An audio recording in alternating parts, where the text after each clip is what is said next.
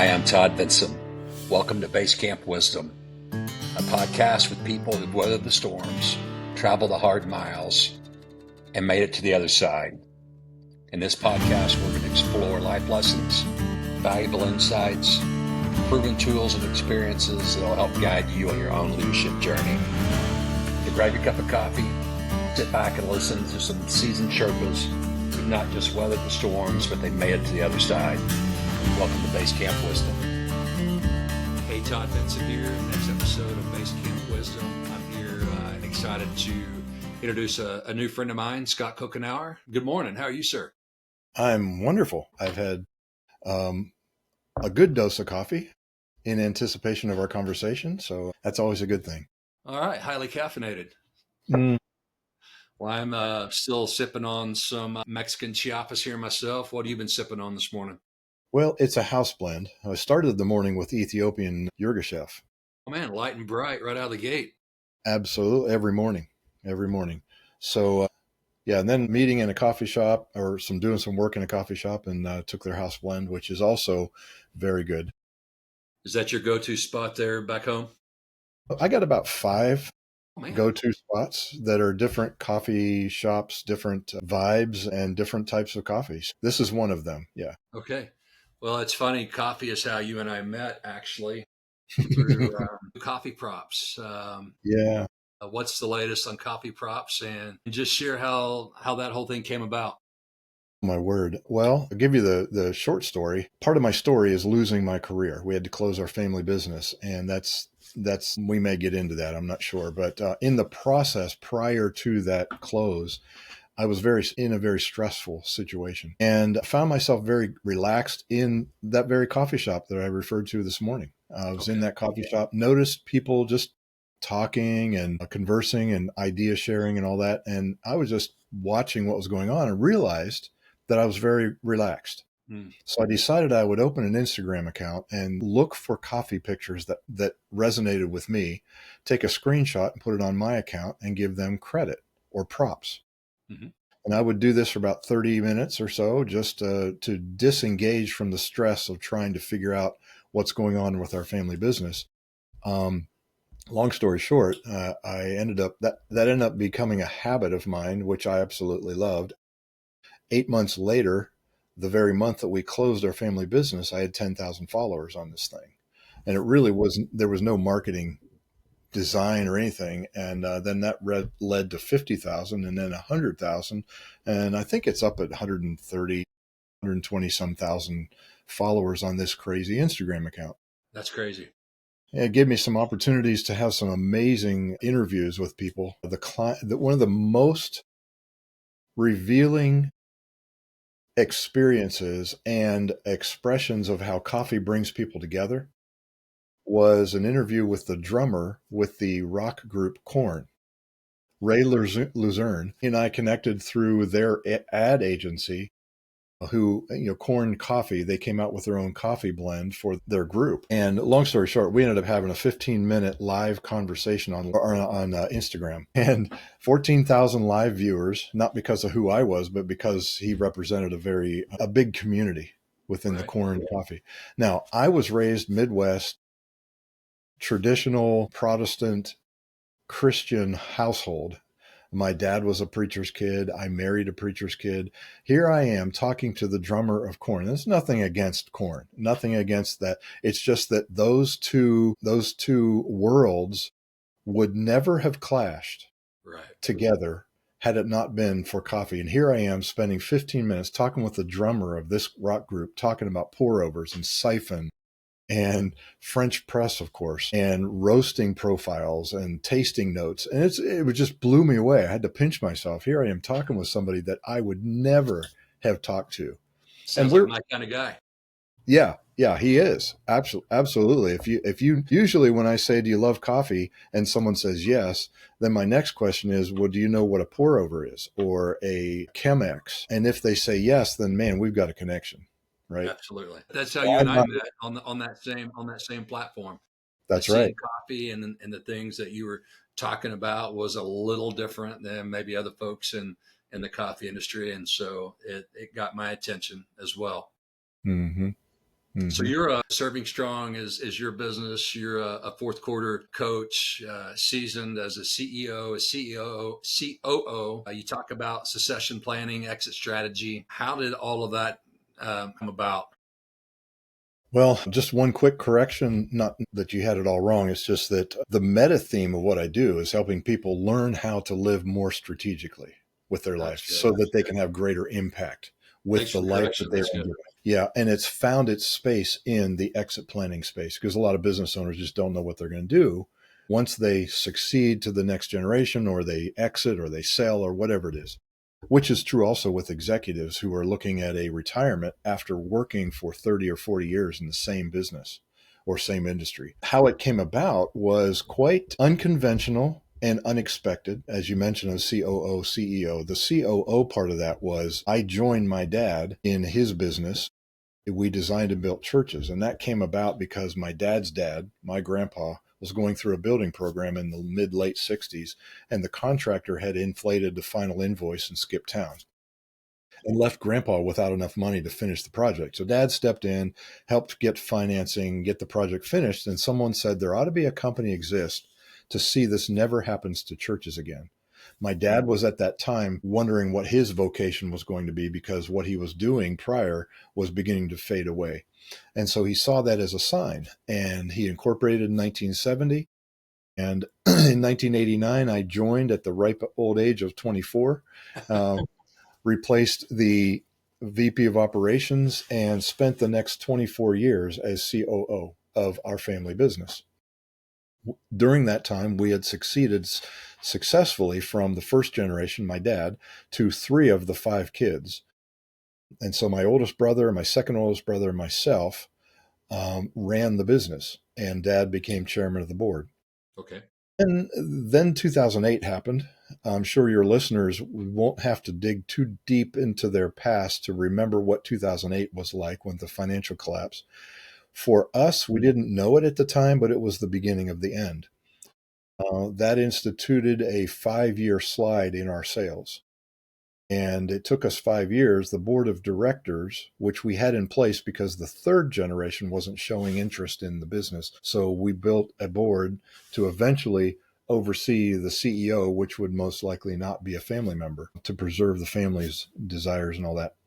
So the board asked me to become CEO with one job, and that one job was to reinvent our family business. At that time, we were about 40 years old. We could not figure out what was going on. So I took to the whiteboard, which I do a lot, filled a whiteboard, took a picture of it and wiped it, continued to fill it with all kinds of ideas. I mean, there was no rules. I just wrote what was on my mind, what I was thinking, and it could have been scriptures. It could have been principles of leadership. Sometimes it was a framework or a flow chart or calculations, all that sort of thing. I filled dozens of whiteboards that way. Wow. And in the process of those whiteboards came an idea. And we started to pursue that idea. And we were about 2 years into that idea when, even though we had $20 million in various stages of design, that was our backlog. We were working toward that 20 million. A couple of projects finishing up, maxed out on our line of credit. One project was due to start in June of 2015. This would have been about 2 years after I took on the role of CEO. Had to sign personally on the line of credit because the bank came to us and said, look, although you haven't had covenants with us for all these years, you have seen a decline in the last 5 years. You're maxed out in your line of credit. We need some personal guarantees, and we need you to drop your line of credit by 100,000. So we paid that off. We signed personally because we believed in what we were doing. Right? We were designing and building churches. Our tagline was creating shelter for worship and ministry. And it was a very noble business. You heard a little bit of the origin story. It was a great origin story. And we had 20 million that we were working toward. Well, this one project came along. It was June of 2015. I expected a call from the project manager saying we got started. Instead, that project manager called me and said, are you sitting down?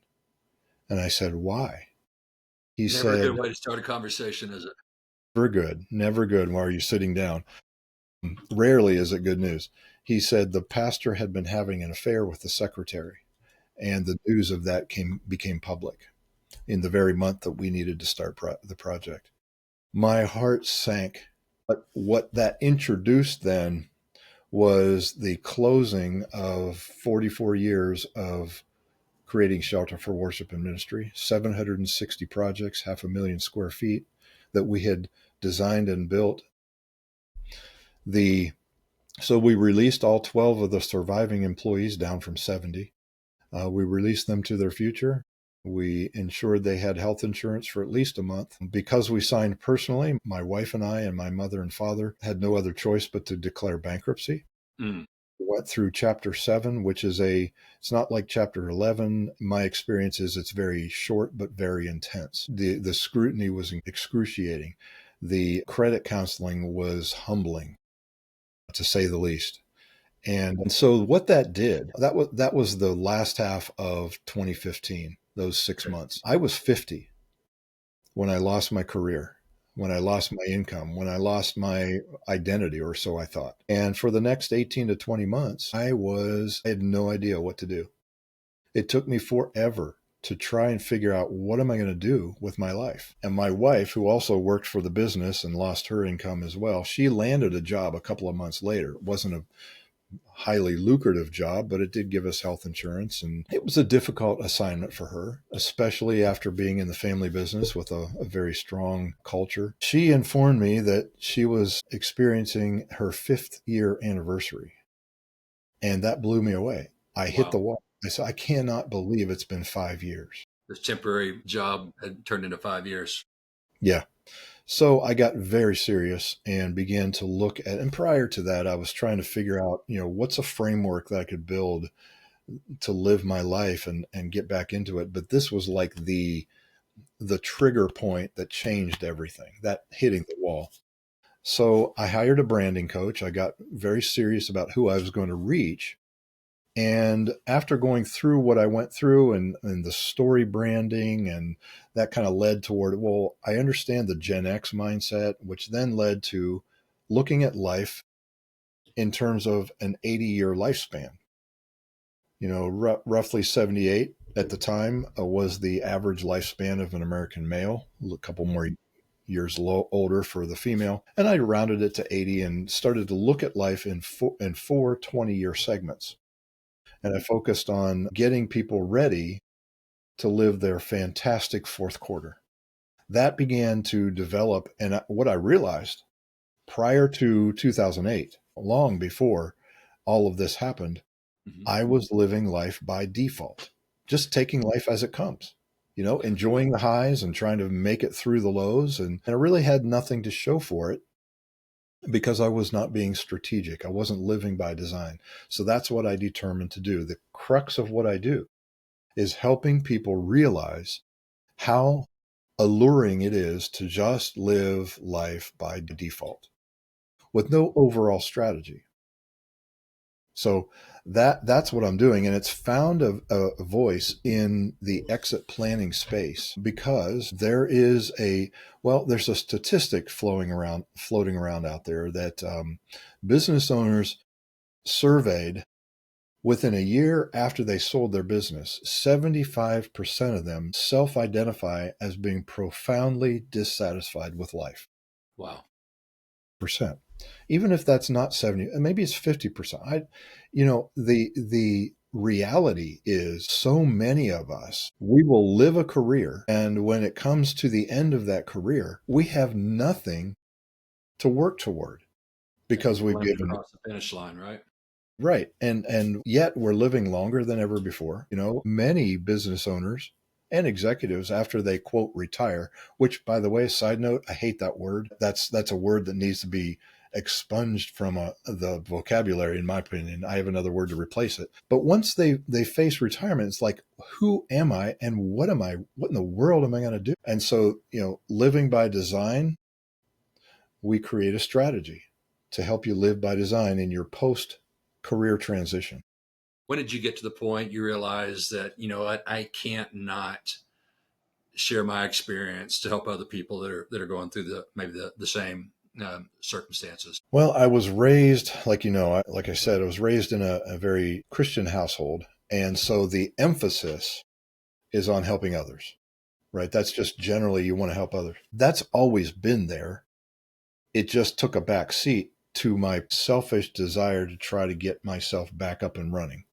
Once I began to realize the dichotomy between living by default and living by design and how much richer life is, I began to say, you know what?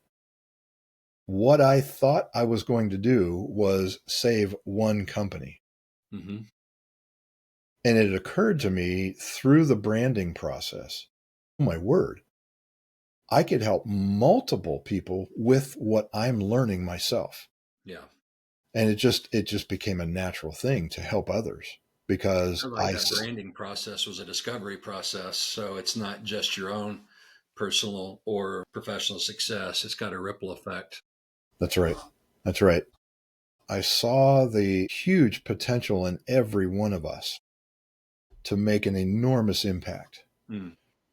And rarely does that impact take place when we're living by default. For example, we are so busy in our worlds, busy in our business, in our jobs.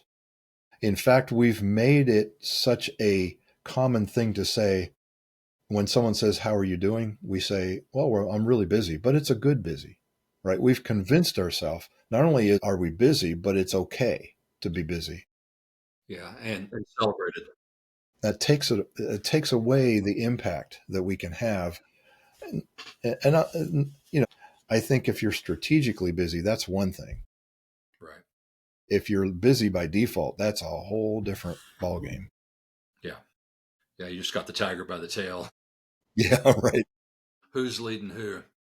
Well, who was your guide on this journey? You talked about some branding, but were there some other people that walked through this journey with you? There was a board member in our family business by the name of Barry Banther. Barry and all the board members were incredible. Kurt Andre was another one. But in this very room that I'm recording with you is my son's old bedroom. It has now become my office. And just to my left, I can recall having a phone call with Barry the day that we decided it was best to close the business. He instantly gave me sage advice on how to go about and prioritize what I needed to focus on. I had no clue. He gave me what I needed at the time. The support of the board members was incredible. We had more non-family members on the board than family members for a reason. In our situation, we knew the third generation wasn't interested in leading the family business. So we built a board on purpose to outnumber the family members so that certain things could be done to lead the CEO, which would most likely not be a family member. But I had some great support there. My coach, my branding coach, she and I have worked together ever since. She's now my business coach because now I got to bounce ideas off of her. As they say, we're all in our own jars, and because of that we can't see the labels, and Mm. we can really benefit from a coach who can help us see the bigger picture. So what are some of the ingredients that you've discovered that can help people unlock opportunities that they may have in front of them that they're not even aware of as they move into the next season of life? Well, I think we all have ingredients. I believe that. And those ingredients are found in our story. And our stories are all unique. No one can replace your story. And in that story are ingredients. For me, what came to light in my processing was I had become certified as a coach in 2000, and I had coached pastors on the side for years. I was COO for 24 years. I was CEO for 2.5 years in a very stressful situation. Married for decades, 2 grown married children. All of these began, and I led worship. I began to look at all these experiences. And I hadn't realized this until just recently. I was driving and my mind wanders when I drive. And I was thinking, I went to college thinking that because I loved math, I'd be an accountant. The only thing about math that I didn't like was the word problems. And my first accounting class was a Monday night class, 3 hours long, an hour into it. And I realized, oh my word, accounting is nothing but word problems, right? So I quickly realized that accounting was not for me. but I gave my time or I shifted to a sociology degree. And I absolutely love the study of people and group behavior and all that with a business minor, right? Okay. Here I am decades later, and I'm coaching people and have a business experience, and it seems like everything is coming full circle. That sociology degree is being drawn. So these are all ingredients. What I realized was it was almost like I was sitting in a metaphorical kitchen with all these ingredients sitting around. What I missed was a recipe. What I needed was a recipe. And that recipe now is the strategy, the strategic plan with 6 strategic initiatives that I live my life by. And that's what I teach my clients. Can you share kind of on a high level what those 6 components are that are maybe the secret sauce or the recipe? Yeah, absolutely. So if you're listening and you can picture in your mind a circle, and in that circle is the first hallmark, and that is spiritually anchored. Then you come out and create a concentric circle, another circle that surrounds that circle made of 5 segments. Those are physically fit, relationally rich, emotionally healthy, vocationally aligned, and financially free. So the spiritually anchored, that represents our being. That's who we are. The other 5 is what we do. It's the expression of who we are. That's good. So I work with my clients to help them define what is ideal. Like when I am literally spiritually anchored, physically fit, relationally rich, emotionally healthy, vocationally aligned, and financially free, what does that look like? And then let's work toward that. Is there one of those that kind of jumped out at you in that process where you had, lost your business and there was one area that really had the profound effect on you that got your attention more than the others? Yes, it was vocationally aligned. Okay. I had been blown out of vocational alignment and I was now horribly vocationally misaligned. Mm. And the struggle looking back, that next 18 to 20 months, 24 months of struggle and cloud was because I had moved the spiritual hallmark to overlap the vocational hallmark. Okay. So I had equated my identity with what I did. Right. Which is easy for men to do in our culture. Very easy. Yeah, very easy. And so I had to learn how to separate my spiritual hallmark from my vocational hallmark and realize, in fact, if you have time, we can talk about the moonshine principle. Absolutely. Absolutely. I believe God gave me. It's been a tremendous benefit to a lot of people. And when you You're not hear talking moon, about the beverage. You're talking about something else, aren't you? that's right. I was just going to say every single time I mention the moonshine principle, everyone says, "Okay, what you mean is to get through this exit process and my retirement, I just fill myself with moonshine and I'll be fine." But the truth is, so picture a full moon at night sitting beside the ocean. Mm. You see the moonlight dancing on the waves. That's the kind of moonshine I'm talking about. It's a Yeah. moonlit night. Yeah. The truth of that picture is that it's the sun that is shining on the ocean. You're watching sunlight dancing on the ocean, not moon, because the moon contains no properties that give it the ability to emanate its own light. It's just reflecting the source of another light. And we see a full moon because of our proximity to that planet.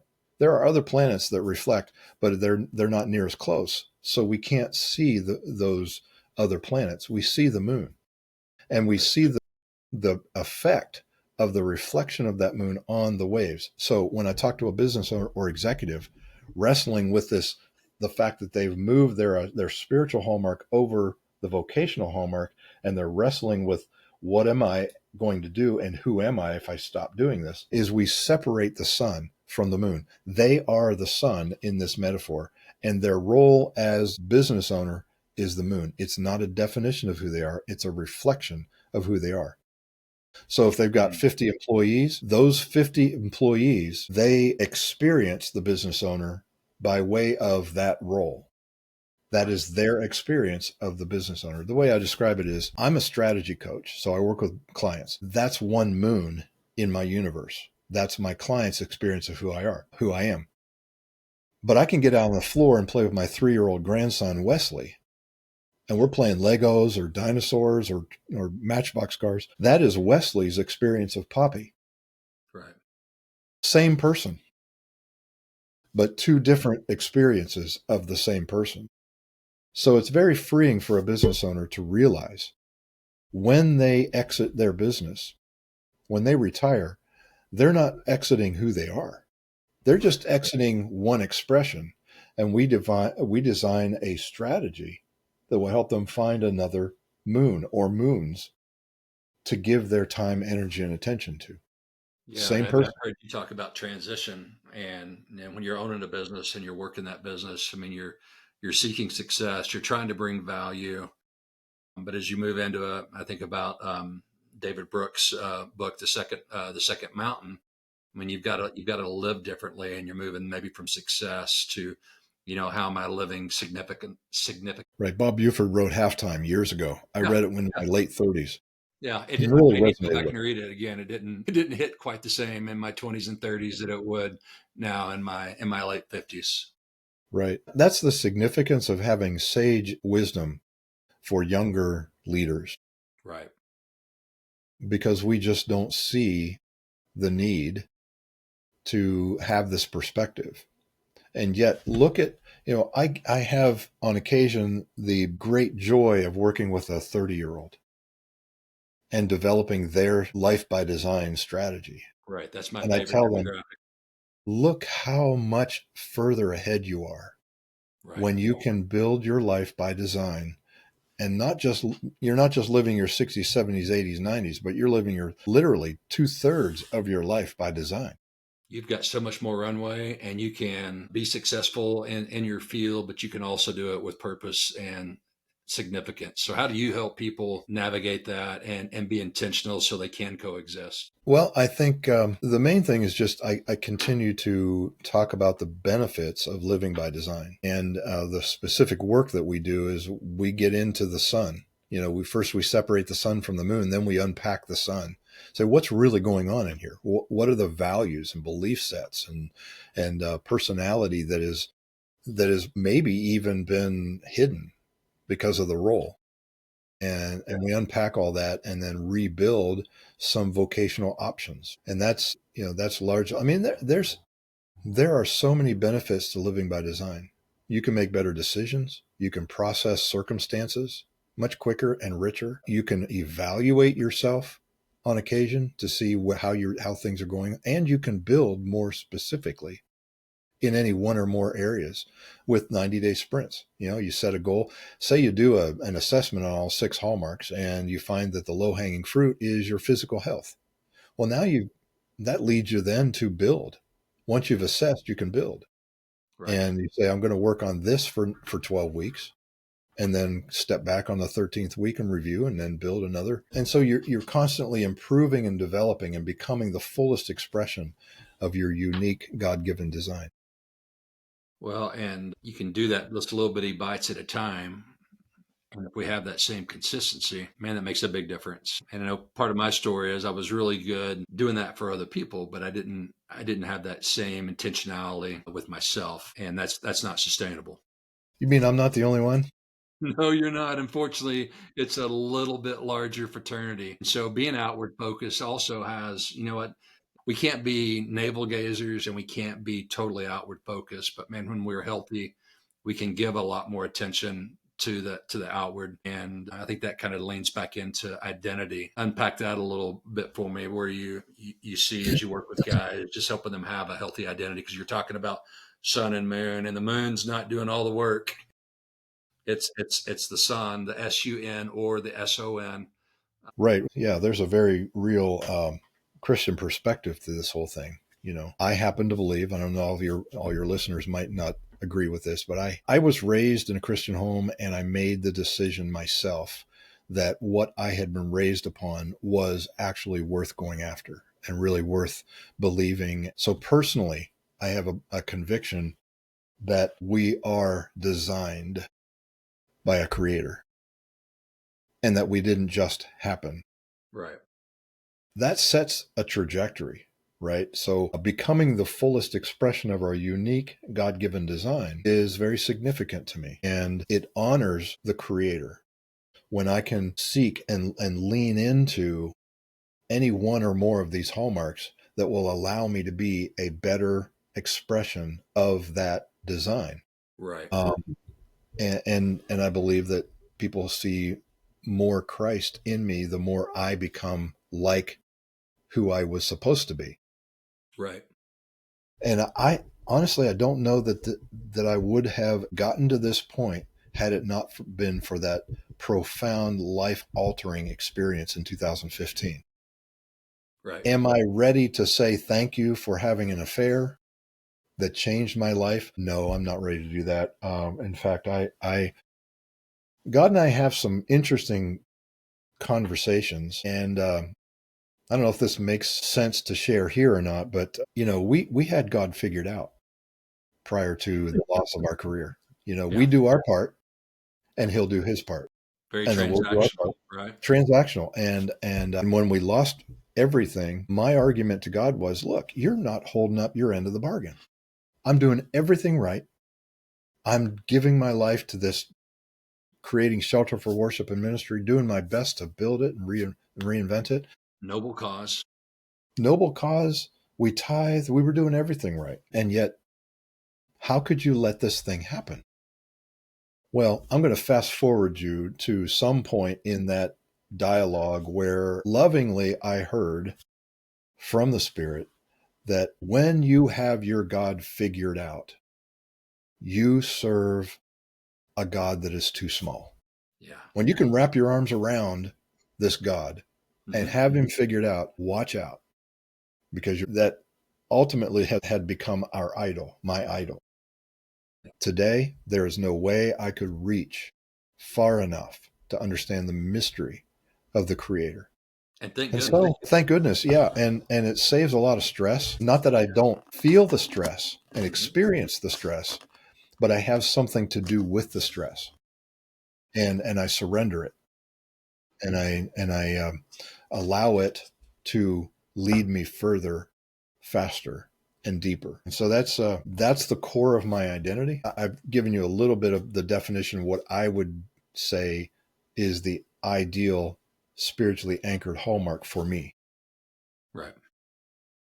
And then all those other things are how it gets lived out and executed. But what you do is a reflection now of who you are, not the other way around. That's right. And how it plays out is I don't, for example, seek to become more emotionally intelligent for the sake of being more emotionally intelligent, although that's a good thing. Daniel Goleman has done some amazing stuff for us, and Patrick Lencioni. My efforts at becoming better in my emotional health are because of my identity, Right.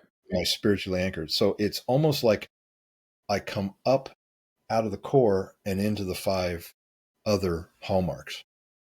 Well, It's we are healthy. It's a lot easier to do that. I mean, you and I have been talking about a book by David Brooks on how to know people. Well, it's yes, got to start by first knowing yourself and seeing yourself the way the creator and the designer and the engineer of us know us, and then operating out of that. And man, when I'm secure in myself, I've got the bandwidth to be outward focused, like you talked about, and not be worried about me or insert my story into your story, but just to listen and learn to understand and be present with other people makes a huge difference. and can I say something about impact? It doesn't just make us better listeners. It doesn't just make us better coaches or leaders. What the end result of all of that you just said is having an amazing impact. Now, there's a purpose. There is a purpose for knowing who you are and whose you are, Right. and then living that out in these 5 hallmarks for Right. the purpose of making the biggest impact. And some people use the word legacy. I Mm-hmm. think that's kind of it's a good word, but I think it's when you put it up against impact, it's a little milquetoast. Legacy, obviously, we want to have things happen because of our life that would not have happened had it not been for us. We want things to outlast us, especially those of us who are swimming in the world in the waters of mortality. We're living older, and we're beginning to see colleagues pass or loved ones pass. And so we're hypersensitive in the fourth quarter to the brevity of life. Right. And so we're inclined to think purpose and impact. So it's not just looking inward and being solid in who we are in order to help others, like putting your mask on first before you assist others. Mm-hmm. The end result of that is what's important. Right. Helping others is not for the sake of helping others. It's helping others for a greater impact than you could ever have. Right. If you just live by default. Yeah. I think impact is a better word than legacy, even though we know what people are intending there. But I also think about my friend Gary Brooks that says, Todd, you're thinking at financial statements. You've got to get off financial statements, and you got to start looking at kingdom statements, Right. kingdom impact. And so when that is the case, I'm not looking at outcomes, but I'm looking at opportunities for God to transform people's lives. And then I get to use your moon metaphor, I get to be a reflection of that, to see people be impacted and understand what it means to have a relationship with God the way that he intended. So, Mm-hmm. it means you got to get your hands dirty, don't you? You've got to be honest. You've got to share your story and share what you've learned through some of those very painful processes, losing your business, or me and my story. We were kind of tracking the same time period there in Mm-hmm. our own stories that are unique for each of us. But we can just keep those to ourselves and muddle through it, or we can share that and have impact, like you said, and help other people walk through those difficult times. I see a wave coming that encourages me. I look at a lot of stuff being read or written and described about AI and the incredible uptick in that whole idea. And what I see is a companion increase in the desire for real human connection. I I would mean, agree. I am already looking at Instagram reels and wondering, is this real or is it fake? Is it AI generated? And that's only going to increase more and more. We're going to be looking at news feeds wondering, did that person write that, or was that video real or not? And it's going to really throw our trust level in electronic and social media to a whole different level. That lack of trust, which is going to create a backlash desire for human connection. And I think that's the great opportunity that we all have when it comes to impact. Yeah, there's a lot of benefit that AI can bring as far as technology and information and a lot of that, but it won't ever replace human connection. No, because I read an article about coaching and the coaching profession, and said AI will never replace a coach. And one reason is AI cannot sit with you in the silence. And that's just one example of so many things that the human interaction can never be replaced electronically. A lot of Do I really want a transactions. blinking cursor while I sit here? No, Yeah. I want some human interaction and understanding and some empathy and someone that wants to maybe not even understand, but just willing to sit with me in the midst of that. You've said a couple of things over the course of our friendship that have stuck with me. One of them is the phrase that you've used and you've talked about here about living by design.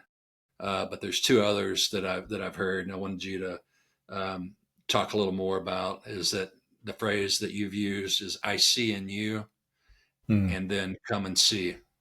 We talk about those two. Yeah, it's interesting to me, and I appreciate it, that when I share the six hallmarks, invariably in an audience, when I'm doing a breakout or a session, workshop, webinar, when we talk about being spiritually anchored, the question that tends to come up is, well, what do you say to an atheist?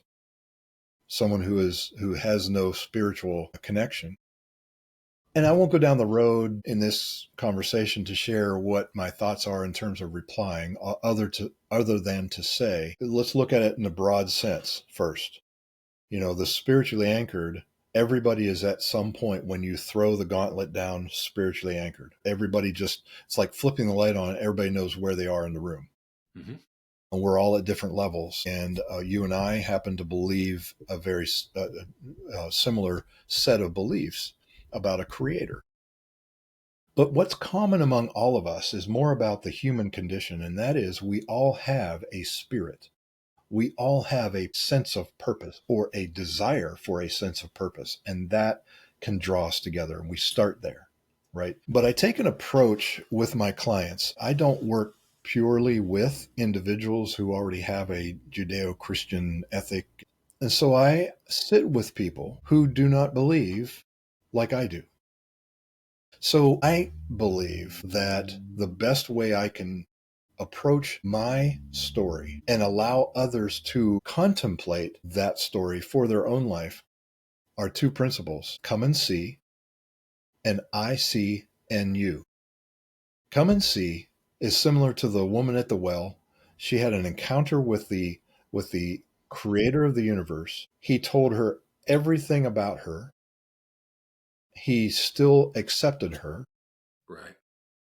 A lot of cultural things that were going on in that discussion right there. What she did was she went back to the town and said, come and see this person who knows everything about me and still cares for me. Just come Right. and see. Don't believe what I believe. Don't take my word for it, but come and see. So I live my life in a way that allows others to just see what God is doing in my life. Right. It's a heavy responsibility and it's imperfect, right? Absolutely. But that's what I aspire to, come and see. And coming out of that is I, see, and you, which is 4 letters. But it's basically saying when I'm working with someone and they're talking about some approach or ideal, I can say to them, I see in you something that reminds me of the God that I serve. Integrity, honesty, the desire to help another person. I see that in you. And that just opens up a conversation. Again, Right. not some sort of clandestine, sneaky, gimmicky way of proselytizing, Right. but an open conversation. Well, That's we're just really, being a reflection of the God who created us. that's all I can do. Yeah, and it's real, it's authentic, and it's maybe bringing light to an area that person never has considered before.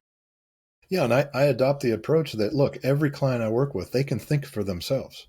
They can come to Absolutely. their own conclusions. It's the whole coaching dynamic. You cannot set the agenda for your clients and say, here's what I want you to do. There is a little bit of consulting on occasion, but you frame that up. But the worst thing you can do for a coach, for a client as a coach, is say, here's what I want you to do, because it's now your agenda, not theirs. Right. I'm not playing the game, you are. That's right. That's right. You have to come to that place yourself. You have to get to that belief yourself. And all I'm doing is laying it out before you to consider. That's So good. come and see. Yeah, that's good. Anything else you would share with a guy that maybe is in their 30s or 40s, or a guy moving into fourth quarter like we are, that you would share just from your life experience? If I had known this one thing moving into that year when you were 50 years old, when those things were starting to happen, that would have really served you well or served you better had you had that information. There are probably dozens of things flying in my head that I could say, and they would all just kind of probably go in one ear and out the other, because most of your listeners are probably very busy, right? If they've hung on this far in the podcast, that's rare. Not because it's not a good podcast, but because we are just so busy.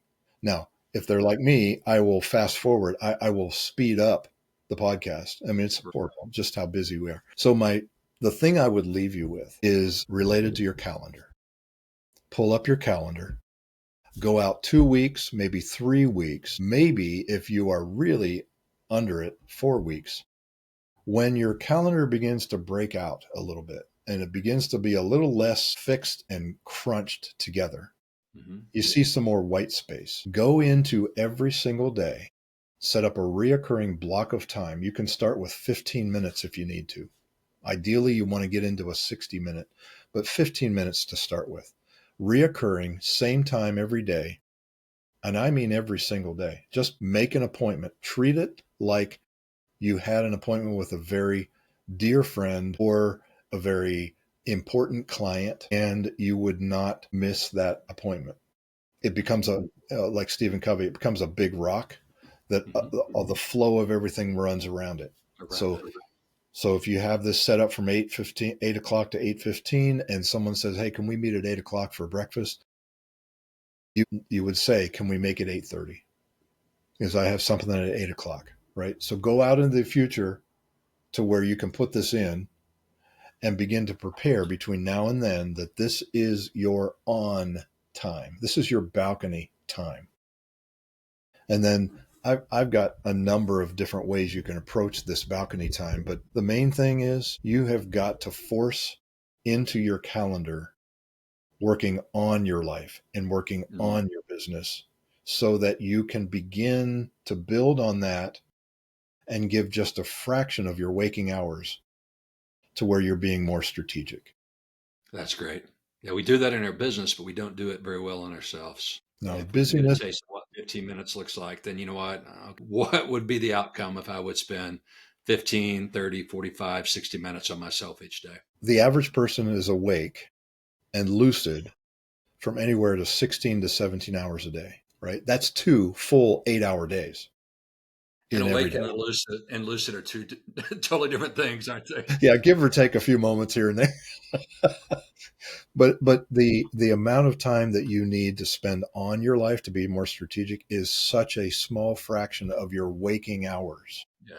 That What's it's the very cause good. of not doing it is a big question.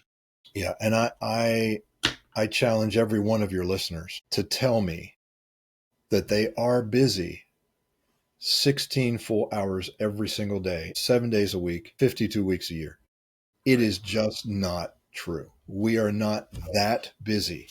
We cannot be. We would disintegrate if we were that busy for 16 hours every single day. Yeah. So you can find an hour. You can. And you can make it work for you. I'm testimony to it. It works. You and I both. The return on investment of that is exponential. Yeah. Yep. Well, is there what's the best way for someone to connect with you if this is exactly what they need? They need to have some strategy as maybe they're selling a business or going through some transition. What's the best way to get a hold of you, Scott? Well, you can go to servingstrong.com. That's a typical website. I am alive on Substack, and I live on LinkedIn. Okay. You know, I engage with a lot of people on LinkedIn, so I would welcome anybody to connect with me there, find out what I talk about, and when you're ready, when you're ready to have a conversation about what this might look like for you, be more than happy to have that conversation. I am not a hard sell. Right. I believe in relationship over transaction. I believe in service over sales. And I believe that God honors that. Absolutely. Well, we'll add all that in the show notes here. And I think one of my favorite roles that you have that I saw on LinkedIn was coffee connoisseur. And so you had me at coffee. And so that's I appreciate our time together. And they do start over coffee, but man, we dive down deep pretty quick. Yeah. Yeah. And that's the cleaned up version. Truth is, I'm a coffee snob. If you really want to get down to. Hey, you're my kind of people. Man, Scott, thank you for your time today. I look forward to talking more, but I appreciate you sharing your story and us getting some time together today. Todd, it's been an honor. Thank you for the time. Hey, we'll talk to you soon.